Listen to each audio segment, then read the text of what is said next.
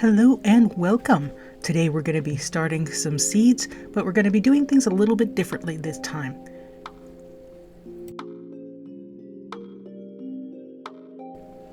Last year we had quite a few issues with the larger seeds, so this year I decided to try pre-germinating them before potting them into soil. To pre-germinate them, I put the seeds in between layers of very wet paper towel in a takeout container, and I ended up putting them on the heat mat, indirectly on the heat mat in the large aquarium greenhouse, and the takeout container was upside down so that the seeds were actually not getting light, just getting warmth. After only 4 days, this is what I found. These old seeds got a 100% germination rate by doing it this way. Another issue I had last year was using peat pots. I found that they did not degrade in the soil the way they were supposed to, so I was going to use these plastic pots this year. I had to tip to Ashley at Gardening in Canada. She did a recent video, Can Plants Absorb Plastic? And so I now know to look for that number 5 on the bottom of the pot there.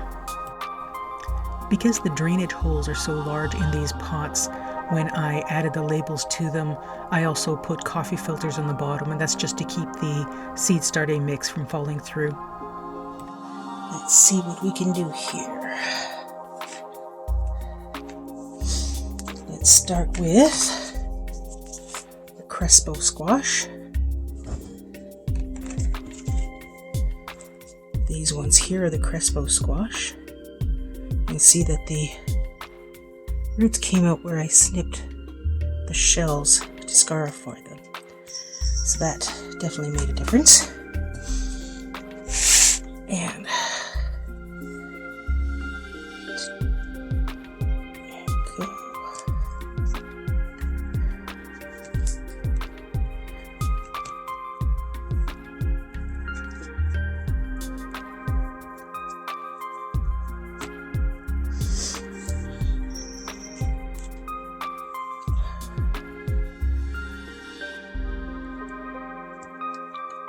Deep down there.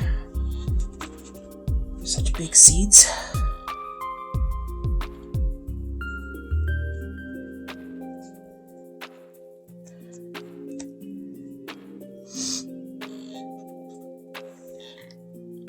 This one's just starting to come through.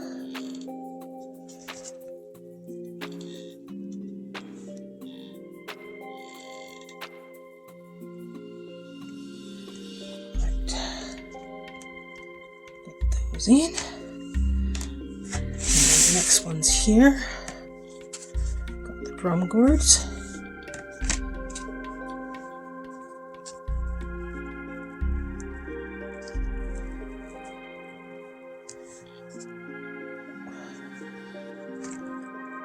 Chopstick is probably the most useful tool I've ever had when it comes to starting seeds. Alright. These are the African drum gourds. Get those deep without damaging the radicals.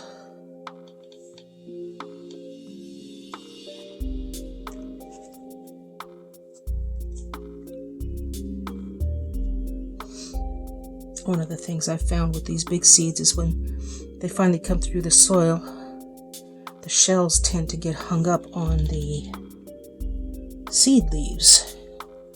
They don't want to let go, and sometimes that actually damages, and even I've had some seedlings get killed off by it. Oh, that. Alright. Now these last ones. Luffa. These ones don't need to go as deep.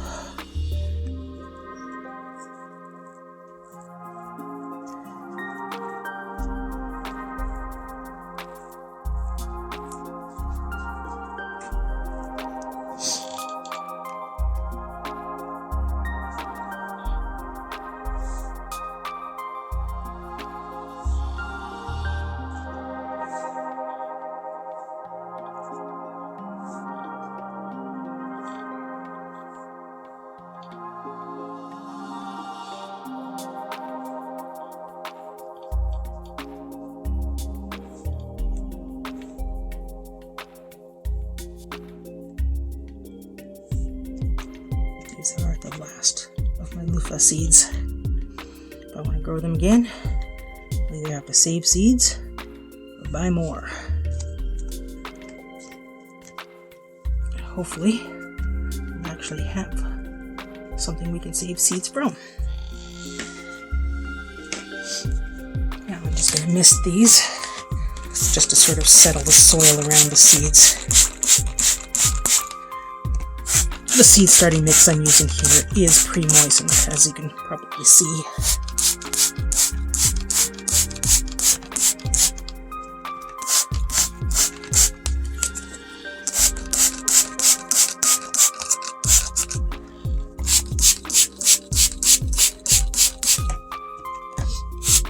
And there we go.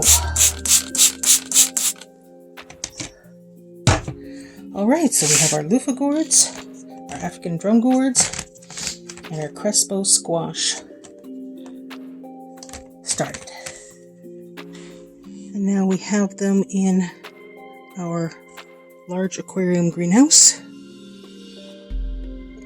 And these ones are on the heat mat for now. These just got transferred off the heat mat. Well, the tomatoes were transferred off a while ago. And the peppers, and so far there's just one milkweed that has come up. Hopefully we'll get more when we direct sow them. These tomatoes are about ready for potting up. So hopefully we'll see some seed leaves popping up soon.